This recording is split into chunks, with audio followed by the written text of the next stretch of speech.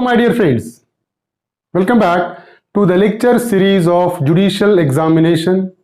I am Dr. Wasim I Khan, Assistant Professor, Shri Shivaji Law College, Parbhani, Maharashtra, India. So today's point of discussion will be first part of relevancy of character under Indian Evidence Act. So we will discuss section 52 and 53 in this particular lecture, in which we will discuss when character becomes relevant in civil cases, whether the character is relevant under civil cases or not. We will discuss under this lecture, as well as we will discuss that what is the status of relevancy of character in criminal cases. So section 51 and 52 we will discuss. First part we will discuss. तो आज का हमारा point of discussion है relevancy of character का first part, जिसमें हम section 52 और 53 discuss करने वाले हैं. रिलीवेंसी ऑफ कैरेक्टर का क्या इंपॉर्टेंस है सिविल मैटर में, क्रिमिनल मैटर में हम डिस्कस करेंगे. साथ ही साथ हम डिस्कस करेंगे इस पर पूछे गए क्वेश्चन और ऐसे क्वेश्चन जो एग्जामिनर इस पर पूछ सकता है. So without wasting your much time, let's start the topic.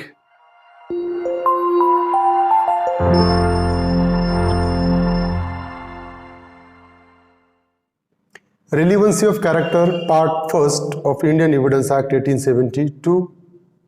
So there is an introduction that character means the collective qualities or characteristics, especially mental and moral, that distinguish a person or thing. So character literally means there is a collective qualities and characteristics, especially mental and moral, that distinguish a person or things. So there is a mixture of qualities and characteristics which forms a personality of a person, and that is called as a character. Character is the estimation of a person by his community. तो character किसको बोलेंगे? Estimation of person by his community. उसके community में, उसके society में जो लोगों का नजरिया है उसके तरफ देखने का, that is called a character. Now section 52 we will discuss. In civil cases, character to prove conduct imputed irrelevant. So in civil proceeding, good or bad character is not relevant. So if there is a civil proceeding, if there is a civil case, the good as well as bad character is not relevant at all. It means the character is not relevant in case of a civil matter. तो अगर कोई भी civil case है, civil case में ना तो good character relevant है, ना तो बैड कैरेक्टर रिलीवेंट है. कैरेक्टर इररिलेवेंट, कैरेक्टर रिलीवेंट होगा ही नहीं सिविल मैटर में, except in so far as such character appears from fact otherwise relevant. Except in so far as such character appears from fact otherwise relevant. तो otherwise fact relevant से अगर वो fact appear होता है या character appear होता है तब वो कहीं जाकर रिलीवेंट हो सकता है.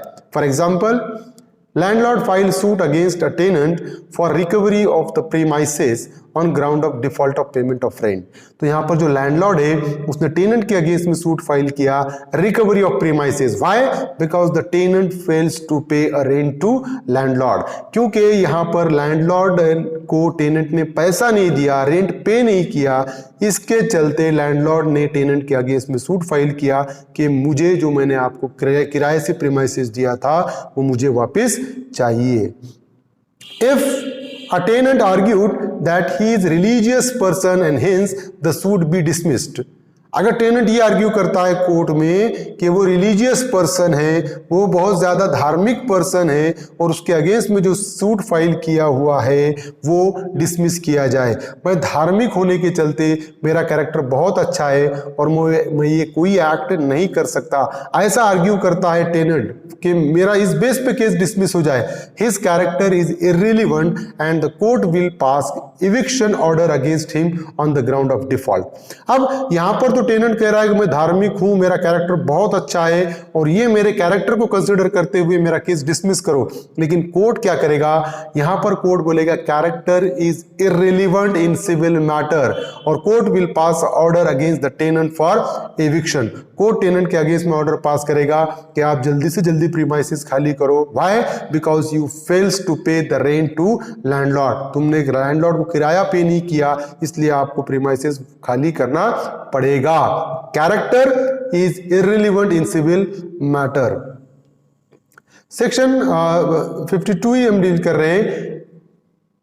जैसा कि हमने देखा था, another example we will discuss of section 52, plaintiff filed suit for libel against the defendant, कि प्लेंटिफ ने डिफेंडेंट के अगेंस्ट में सूट फाइल किया क्योंकि उसने डिफेमेटरी स्टेटमेंट पास किया था प्लेंटिफ के अगेंस्ट में। If the libel consisted in attributing bad qualities to the plaintiff and the defendant justify the existence of this qualities, अब यहां पर क्या होगा, if the libel consisted in attributing bad qualities to the plaintiff, वो libel जो statement publish किया था वो स्टेटमेंट में ये मेंशन किया था डिफेंडेंट ने कि प्लेंटिफ के ये बैड कैरेक्टरिस्टिक्स है, ये बैड क्वालिटीज है प्लेंटिफ में, and the defendant justifies the existence of this qualities, और डिफेंडेंट ने अगर वो प्रूव किया कि मैंने जो बताया कि ये क्वालिटीज बैड क्वालिटीज प्लेंटिफ में है वो सही है, अगर वो जस्टिफाई करता है तो क्या होगा, the existence of these qualities would be a fact in issue and evidence of character में be given.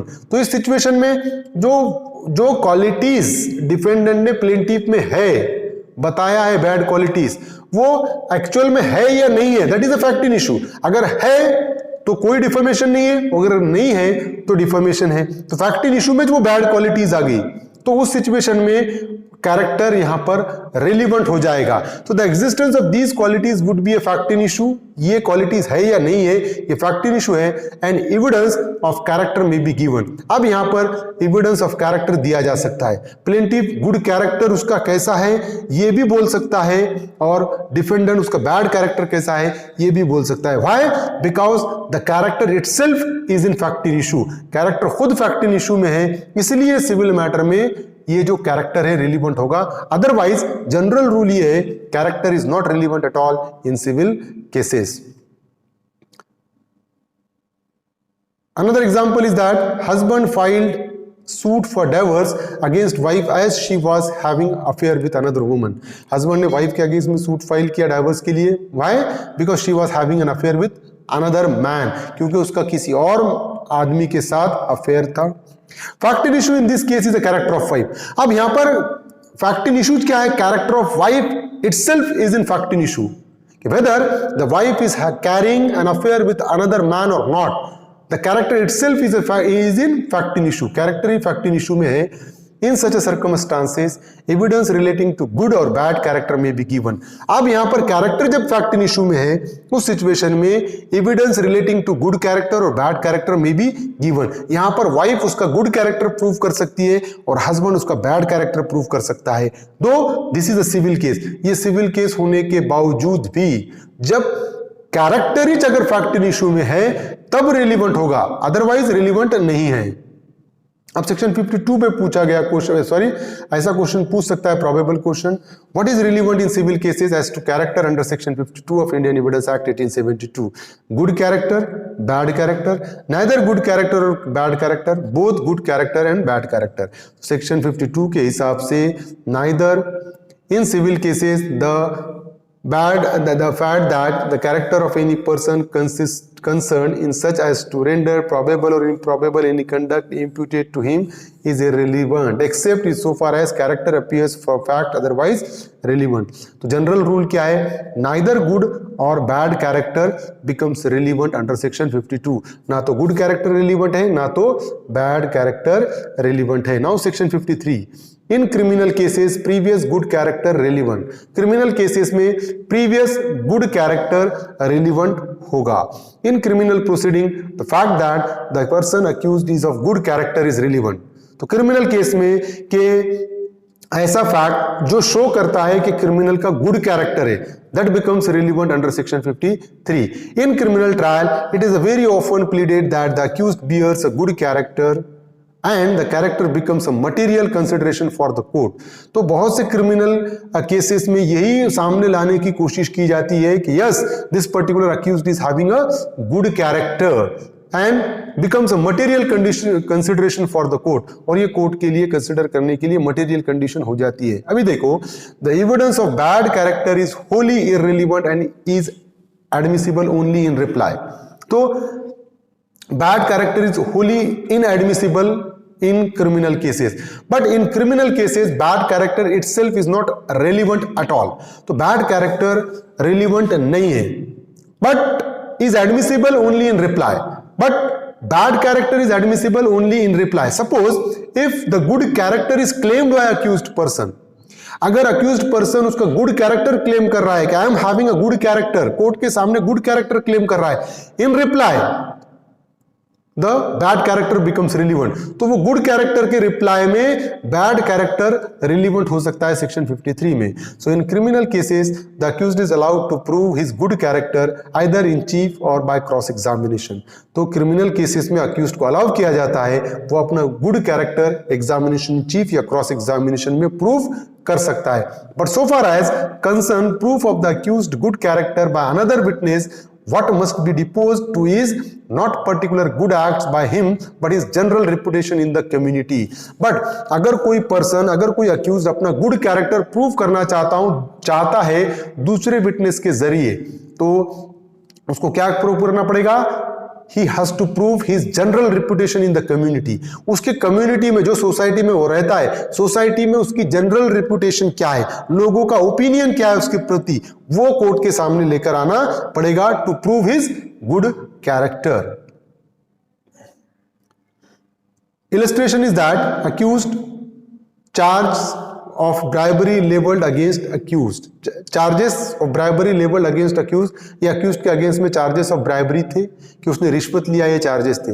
If the accused produce the evidence of good character which the court regards satisfactory, अगर accused prove करता है good character, accused कहेगा कि आप मेरे साथ deal करने वाले जितने लोग हैं उतनों से आप पूछ सकते हो कि मैंने कभी किसी से कोई रिश्वत नहीं ली. He claimed a good character which the court regards satisfactory. अगर वो good character कोर्ट को satisfactory लगता है तो क्या होगा? Such good character becomes relevant under section 53. तो ऐसा गुड कैरेक्टर सेक्शन 53 में रिलीवेंट हो जाएगा. अब सेक्शन 53 पे पूछा गया क्वेश्चन है 2020 जेएमएफसी में पूछा गया क्वेश्चन है. Consider the following statement. Statement first is that in criminal proceeding the fact that the person accused is of a good character is relevant. Statement second, in a criminal proceeding the fact that the accused person had a bad character is relevant. So statement first is correct, second is incorrect. Statement second is correct, first is incorrect. Both statements are incorrect, both statements are correct. तो अगर हम देखें तो criminal proceeding में क्या है? In criminal proceeding the fact that the person accused is of a good character is relevant. Criminal proceeding में good character relevant होता है. तो option first is correct, statement first is correct and second is incorrect. Section 53A. If in the prosecution of an offense under section 53(4), अगर prosecution offense के होते हैं कौन से सेक्शन में? Section 354. assault or criminal force to woman with intent to outrage of modesty, किसी woman के outrage of modesty के लिए ऑफेंस किया गया. Section 354A sexual harassment or punishment for sexual harassment. then section 354B, section 354C voyeurism, section 354D stalking, section 376, 376A, B, C, D, DA, DB और section 376E of Indian Penal Code, or for attempt to commit any such offense where the question of consent is in issue. अब ये जितने offence है हमने discuss किए, offences against woman है, वो rape रहने दो या वोयरिज्म रहने दो, स्टॉकिंग रहने दो या outraging of modesty of woman रहने दो, और या इनका कोई अटेम्प्ट रहने दो. And such offence where the question of consent is in issue, और कोर्ट के सामने क्वेश्चन क्या है कि इस ऑफेंस के लिए वुमन की कंसेंट थी या नहीं थी.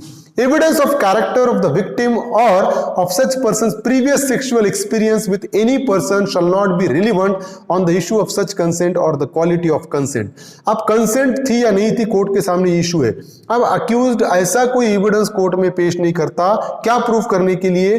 वुमन का बैड कैरेक्टर, मतलब कि उसका कैरेक्टर प्रूफ करने के लिए कि पिछले इंसिडेंट 10-12 वो गिना नहीं सकता कोर्ट में आके कि ये इंसिडेंस हुआ था जहां पर वो वुमन की कंसेंट थी, उसका काम ही ये है. ऐसा बैड कैरेक्टर यहां पर रिलीवेंट नहीं होगा सेक्शन 53A में. That is clear under section 353A. Probable question है सेक्शन 53A पे. Dash dash section of Indian evidence act 1872 was inserted by the criminal law amendment act 2013. So section 53A has been inserted by the legislature by the amendment act of 2013. So these are the particular part first of relevancy of character under Indian Evidence Act. So I hope you understand this topic. If you understand this topic, please subscribe my channel, hit the notification button, hit the like button, and share this video with your friends. Thank you very much.